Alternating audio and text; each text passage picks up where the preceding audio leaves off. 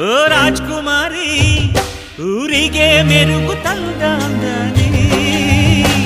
ನಿನ್ನ ನಗುವೆ ಬಂಗಾರ ಮೌನ ಅಲಂಕಾರ ನಿನ್ನ ಅಂದವ ನೋಡಿ ನಾನು ಕವಿಯಾದ್ನಲ್ಲ ಅಂದಕ್ಕೆ ಅಂದದಂದ ತಂದಾನ ಅಂದದ ಬೊಂಬೆಗೆ ಗಂಧದ ಶೃಂಗಾರ ಚಂದದ ಬೊಂಬೆಗೆ